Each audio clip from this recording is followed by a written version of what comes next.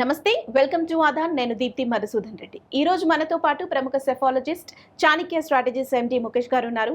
మరి ఆయనతో మాట్లాడదాము. మీరందరూ వీడియో చూసే ఉంటారు. ఆయన ఫైనల్ రిపోర్ట్లో 108 నుంచి 119 స్థానాలు టీడీపీ కైవసం చేసుకోబోతుంది అని చెప్పారు.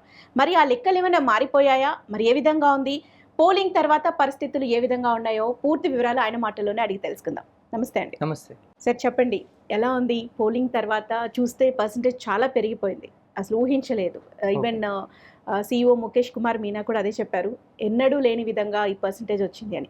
ఈ పర్సంటేజ్ పెరగటం అనేది ఎవరికి లాభం చేకూరుతుంది అనుకుంటున్నారు? అంటే మనము ఎలక్షన్స్కి 2 రోజుల ముందు అంటే మే 11వ తారీఖు ఒక ప్రీ పోల్ అనాలిసిస్ అనేది ఇవ్వడం జరిగింది. అందులో మేము కూడా ఒక రిపోర్ట్లో రాసాం క్లియర్గా, మీరు చదివారో లేదో ఆ రిపోర్ట్లో. పోలింగ్ శాతం 80% దాటింది అంటే తెలుగుదేశం పార్టీకి అనుకూల పవనాలు వీస్తున్నాయి అని మేము క్లియర్గా మెన్షన్ చేయడం జరిగింది. మీకు మీ దగ్గర ఆ రిపోర్ట్ ఉంటే మీరు దాన్ని డిస్ప్లే చేయొచ్చు ఆ లైన్ని. ఆ రోజు 11వ తారీఖు రిలీజ్ చేసిన. సో పోలింగ్ శాతం అనేది అనుకున్న రేంజ్లో ఉంది కాబట్టి ప్రస్తుతం అనాలిసిస్ ఏం చెప్తుందంటే the waves towards Telugu Desam party అనేది క్లియర్గా కనిపిస్తుంది. ఎందుకు ఆ రోజు మెన్షన్ చేసామంటే బయట మైగ్రేటెడ్ ఓటర్స్ బెంగళూరు, చెన్నై, హైదరాబాదు, బయట అమెరికా, రష్యా, యూకే అక్కడ సైడ్ ఉన్న వాళ్ళందరూ కూడా వచ్చి వాళ్ళ ఓటు హక్కుని ఈసారి ఆంధ్రాలో వినియోగించుకోవడం జరిగింది. గమనిస్తే మీరు టీవీలో చూసారో లేదో, హైదరాబాద్ నుంచి విజయవాడ వెళ్ళే రోడ్డు 2.5 గంటలు ట్రాఫిక్ జామ్ అయింది. అంటే ఇక్కడున్న ఓటర్లందరూ కూడా వెళ్ళి వాళ్ళ ఓటు హక్కును వినియోగించుకోవడానికి వెళ్ళారు. అంటే దానివల్ల ఓటింగ్ శాతం అనేది పెరిగింది. ఓటింగ్ శాతం పెరిగితే ఏం జరుగుతుంది అనేది ఆ రిపోర్ట్లో మనం మెన్షన్ చేసాం. సో కాబట్టి ఓటింగ్ శాతం పెరిగింది కాబట్టి ఎక్కువ ఎడ్జెస్ కూడా తెలుగుదేశం పార్టీ కూటమికి, నేను సింగిల్గా చెప్పట్లేను, కూటమికి అనుకూల పవనాలు అయితే ఉన్నాయి. ఓకే, అంటే రైట్. అంటే 2004, 2009 పరిస్థితులు చూసినప్పుడు కూడా ఇలాగే 2009లో కూటమి టీడీపీ వెళ్తూ ఉండింది.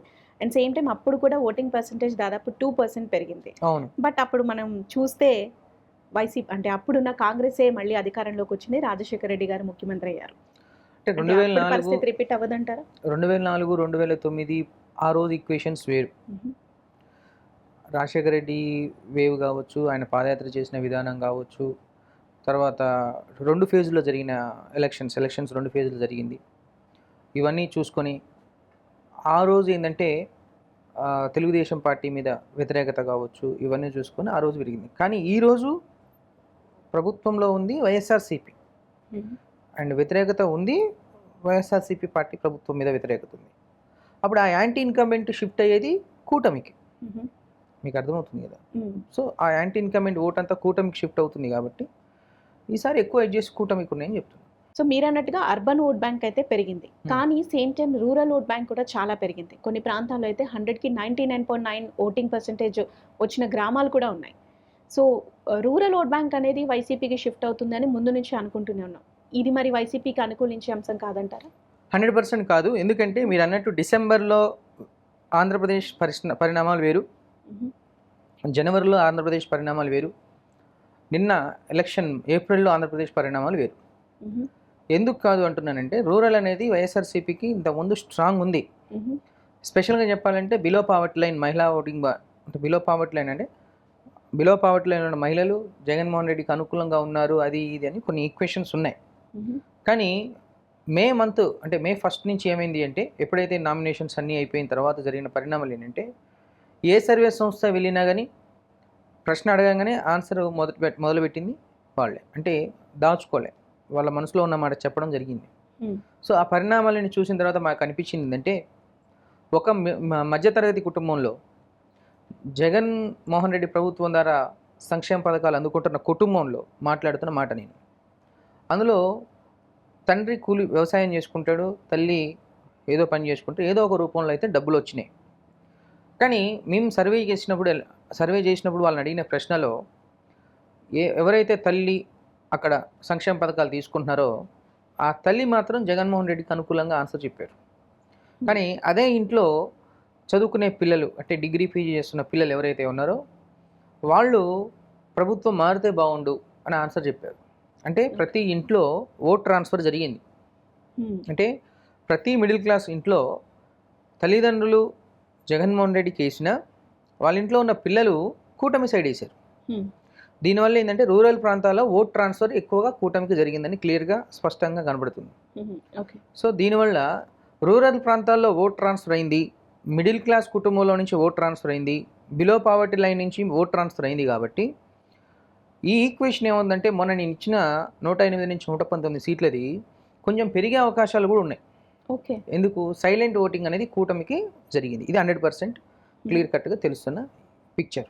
ఓకే, ఈ సైలెంట్ ఓటింగ్ అనేది ఏ శాతం జరిగిందనేది ఇప్పుడే చెప్పలేం. ఓకే, ఎగ్జిట్ పోల్ రోజు రేపు జూన్ 1 రోజు అది ఎంత పర్సెంట్ అయిందో చెప్తాం. దాని ఇంపాక్ట్ ఎన్ని సీట్లలో ఉంటుందో కూడా చెప్తాం.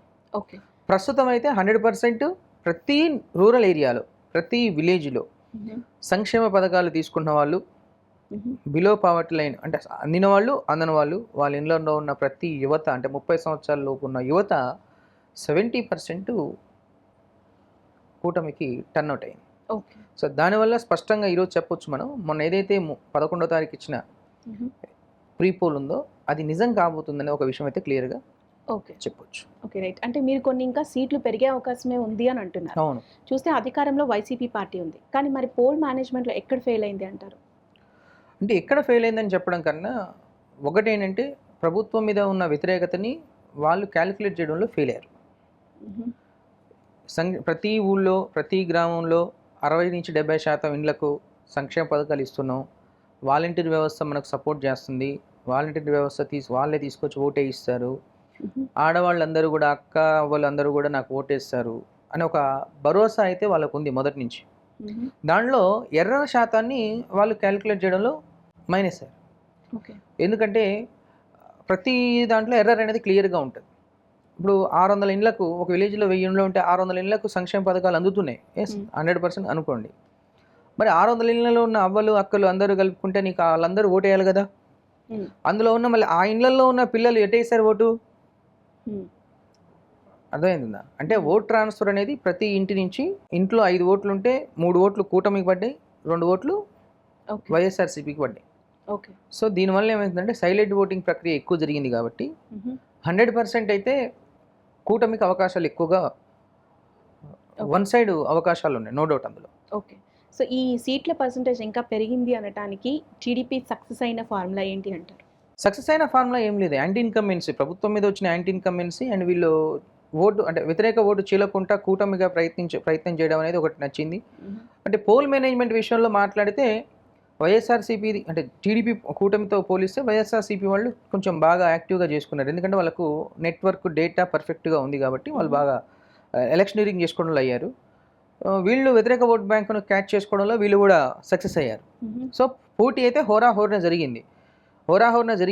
ఈ హోరాహోరీ పోటీలో సైలెంట్ ఓటింగ్ అనేది కూటమి సైడు టర్న్ అయింది. ఆ సైలెంట్ ఓటింగ్ అనేది చాలా ఇంపార్టెంట్ చెప్తున్నాను కదా. కానీ వేవ్ ఎలక్షన్స్ జరగలే అక్కడ. వేవ్ ఎలక్షన్స్ అయితే 100% జరగలే. లాస్ట్ టైం వేవ్ ఎలక్షన్స్ మన తెలంగాణలో జరిగిన వేవ్ ఎలక్షన్స్ అయితే అక్కడ జరగలే. రాయలసీమలో మనకు ఒక 52 నియోజకవర్గాలు ఉన్నాయి. మేము మొదటి నుంచి 18 నుంచి 20 స్థానాలు వస్తాయని మాకు ఒక అంచనా ఉంది. కానీ సైలెంట్ ఓటింగ్ ప్రక్రియ ఏమైందంటే చిత్తూరులో మంచి ఎక్కువ సీట్లు వస్తున్నాయి, అనంతపూర్లో ఎక్కువ సీట్లు వస్తున్నాయి, కర్నూలులో 5-6 సీట్లు వస్తున్నాయి, కడపలో 2-3 సీట్లు వస్తున్నాయి. ఓవరాల్గా 25 సీట్లు రాయలసీమలోనే కనబడుతున్నాయి. అదేవిధంగా టీడీపీకి నేను చెప్తుంది. అదేవిధంగా నెల్లూరులో 10 సీట్లలో చూస్తే 10 సీట్లలో కూడా మాకు అంటే మొన్న మే 11కు చూస్తే 50-50 అవకాశాలు ఉంటుండే. కానీ సైలెంట్ ఓటింగ్లో ఇంకొక స్థానం పెరుగుతుంది. చూడండి, అంటే ప్రకాశంలో కూడా సేమ్ అంతే. మేము 7కు మించి రావనుకున్నాము, వీళ్ళ అంటే టీడీపీకి కూటమికి 7కు మించి రావనుకున్నప్పుడు ఒక స్థానం పెరిగే అవకాశాలు అయితే క్లియర్గా కనబడుతున్నాయి. అంటే ఉమ్మడి కృష్ణా జిల్లాలో చూస్తే 2 పార్లమెంట్లు, విజయవాడ పార్లమెంటు, మచిలీపట్నం పార్లమెంటు. ఇది మచిలీపట్నం పార్లమెంట్లో పామర్రు ఓడిపోయే అవకాశాలు ఉంటాయి టీడీపీ అనుకున్నాము. బట్ ఇక్కడ మచిలీపట్నం పార్లమెంట్కి వచ్చేసరికి ఏంటంటే పూర్తిగా వన్ సైడ్ పోలింగ్ జరిగింది కూటమి. అంటే ఒక్క సీటు కూడా వైఎస్ఆర్సీపీ గెలిచే అవకాశాలు అక్కడ కనబడట్లేదు ఎగ్జిట్ మనకు చూస్తే. అంటే ఇవన్నీ సైలెంట్ ఓటింగ్ ప్రాతిపదికన చూస్తే ఏంటంటే 100% ఏంటంటే ఈ సైలెంట్ ఓటింగ్ అనేది కూటమి దిశగా టర్న్ అవుతుంది. కాబట్టి అది ఎన్ని సీట్లు అనేది మనం ఎగ్జిట్ పోల్ రోజు చెప్తాం క్లియర్గా. బట్ ప్రస్తుతం అయితే కూటమికి ఎక్కువ సైలెంట్ ఓటింగ్ జరిగింది. కూటమి గెలిచే అవకాశాలు ఎక్కువ క్లియర్గా కనబడుతున్నాయి. ఓకే. మరి జగన్మోహన్ రెడ్డి 151 స్థానాలు గెలవబోతున్నాం. మొత్తం భారతదేశంలోనే రికార్డ్ క్రియేట్ చేయబోతున్నాం అని నిన్నొచ్చి ఐపాక్ మీటింగ్‌లో మాట్లాడుతున్నారు. తప్పలేదు. ఇప్పుడు చంద్రబాబు నాయుడు కూడా 150 గెలుస్తాం అంటారు. జగన్మోహన్ రెడ్డి కూడా 150 గెలుస్తూ అంటారు. షర్మిల గారు కూడా 100 సీట్లు గెలుస్తూ అంటారు. ఇప్పుడు పోటీ చేసిన ప్రతి ఒక్కరికి ఒక ఎక్స్పెక్టేషన్స్ ఉంటాయి. కానీ రిజల్ట్ ఇవ్వాల్సింది ఏంటంటే పబ్లిక్ కాబట్టి మేము సర్వే చేసినాం అంటే గ్రౌండ్లో మన కంపెనీ వాళ్ళు కానీ వివిధ కంపెనీలు కానీ సర్వేలు అన్ని సర్వేలు ఒకటి కాదు కదా. ఇండియా టుడే కానీ CNN కానీ తర్వాత టుడేస్ చాణక్య కానీ డిఫరెంట్ టాప్ 10 కంపెనీస్ అన్నీ కూడా మనతో పాటు సమానంగా వాళ్ళు కూటమికి ఎడ్జెస్ ఇస్తున్నారు. అండ్ గ్రౌండ్లో మనం తిరిగినప్పుడు మీరు కూడా చూసుంటారు. 175 నియోజకవర్గాలు మనం వన్ సైడ్గా తిరిగినప్పుడు క్లియర్గా మనకు అక్కడ మెన్షన్ క్లియర్ కనబడుతుంది. ఓటర్ నాడి అనేది చాలా ఇంపార్టెంట్. అంటే ఇక్కడ ఆంధ్రప్రదేశ్లో ఓటర్ నాడి అంటాం కన్నా మీరు అన్న ఇందాక రూరల్ అర్బన్ అంటాం కదా. అర్బన్ ఓటింగ్ అంతా మొదటి నుంచి టీడీపీకి ఫేవర్గా నడిచింది. రూరల్ ఓటింగ్ అంతా వైఎస్ఆర్సీపీ ఫేవర్గా నడిచిందండి. కానీ రూరల్ ఓటింగ్లో సైలెంట్ ఓటింగ్ ద్వారా ఓట్ ట్రాన్స్ఫర్ అయింది.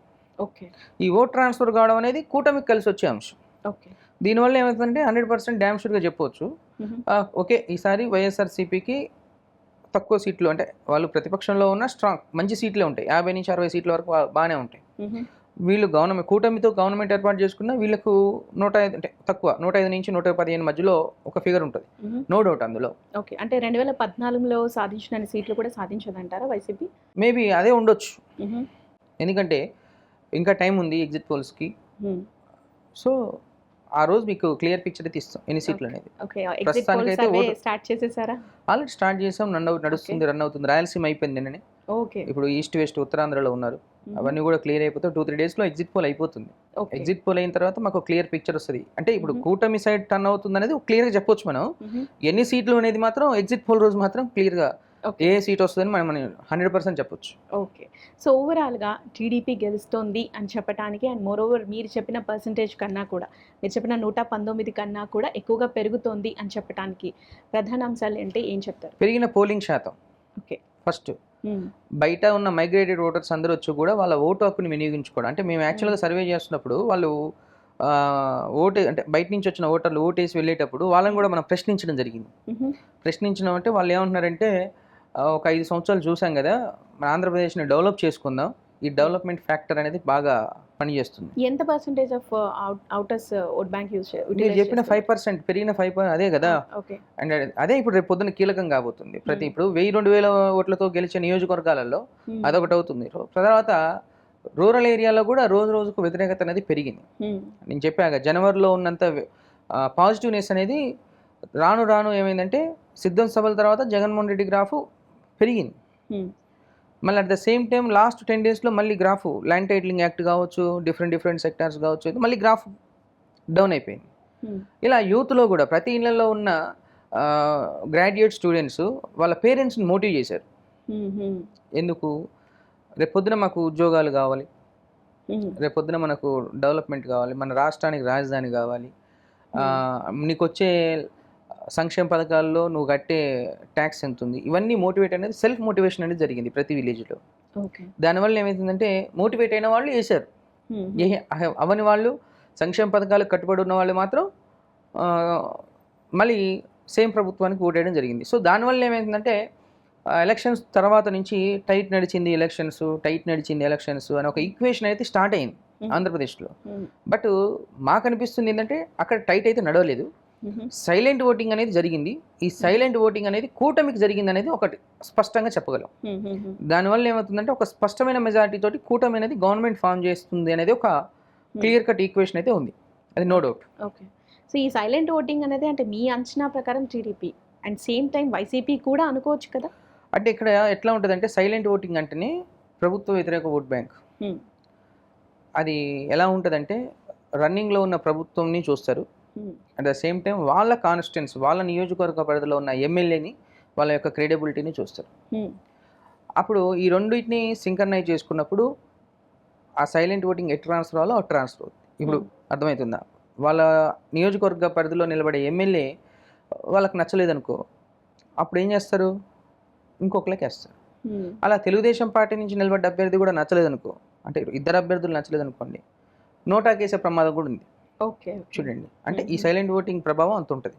ఓకే. సో ఎట్ ఎనీవే ఈసారికి పవన్ కళ్యాణ్ ఇంపాక్ట్ కావచ్చు, Chandrababu Naidu manifesto super 6 manifesto కావచ్చు, తర్వాత బాబు షూరిటీ భవిష్యత్ గ్యారంటీ కావచ్చు, ప్రభుత్వం మీద వచ్చిన వ్యతిరేక ఓట్ బ్యాంక్ కావచ్చు, పెరిగిన పోలింగ్ శాతం కావచ్చు, ఇవన్నీ కలగలిసి ఈ సైలెంట్ ఓటింగ్ అనేది కూటమికి పడింది అనేది ఒక క్లియర్గా కనిపిస్తుంది.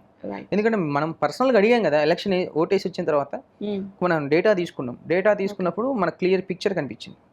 సో అది ఎంతవరకు పడిందో తెలుసుకోవడం కోసం ఎగ్జిట్ పోల్ అనేది స్టార్ట్ చేసాము. ఇప్పటికి ఒక రాయలసీమ ప్రాంతం అది అంత అయిపోయింది, ఉత్తరాంధ్రలో నడుస్తుంది. ఇంకో 2 to 3 డేస్లో అది క్లియర్గా వచ్చేస్తుంది. ఓకే. ఎంత పర్సెంటేజ్ ఆఫ్ అంటే ఇంతకు ముందు మీరు ఒక 5,000 శాంపుల్ తీసుకునే వాళ్ళు, ఇప్పుడు అంత తీయం. ఓకే. ఇప్పుడు ఎంత 500 శాంపిల్స్, 500 శాంపుల్, 300 to 500 శాంపుల్ ఒక నియోజకవర్గానికి. అవసరం లేదు 1000 2000 అవసరం లేదు. ఓకే. ఒక నియోజకవర్గానికి 300 నుంచి 500 మధ్యలో సరిపోతుంది. డిఫరెంట్ సెక్టార్స్ని బేస్ చేసుకొని తీస్తాం. ఆ సైలెంట్ ఓటింగ్ అనగా అది ఎంత ట్రాన్స్ఫర్ అయిందో తెలుసుకోవడం కోసం చూస్తాం. బట్ 100% దాంతో మనకు ఖచ్చితమైన రిజల్ట్ చెప్పాం కదా. తెలంగాణలో మనం 67 స్థానాలు వస్తాయన్నాం, 65కి వచ్చాం. అంటే ఆ సిపిఐతో కలిపి 2 స్థానాల్లో మనం మైనస్ అయ్యాం. ఇప్పుడు కూడా చెప్తున్నాను, ఒక ఖచ్చితమైన సీట్ల సంఖ్య అయితే మనం రేపు ఎగ్జిట్ పోల్ రోజు ఇస్తాము. ఓకే. కానీ ఇప్పుడున్న రాయలసీమలో అయిన చూస్తే ఏంటంటే వేవ్స్ అనేది సైలెంట్ ఓటింగ్ అనేది టీడీపీ సైడ్ టర్న్ అయిందని క్లియర్గా మనకు తెలుస్తుంది. కాబట్టి 100% కూటమి గెలిచే అవకాశాలు ఉన్నాయి, నో డౌట్ అన్న. రైట్. ఎప్పుడు ఎక్స్పెక్ట్ చేయొచ్చు ఎగ్జిట్ పోల్? జూన్ 1 ఎక్స్పెక్ట్ చేయడం ఉంది, June 1 కదా, ఫస్ట్ ఈవినింగ్ ఇచ్చేస్తారు 100%. నో డౌట్ ఫస్ట్ రోజు మార్నింగే ఇస్తారు. Okay. Right. Thank you so much అండి. మనము ఎగ్జిట్ పోల్లో కలుద్దాం తప్పకుండా.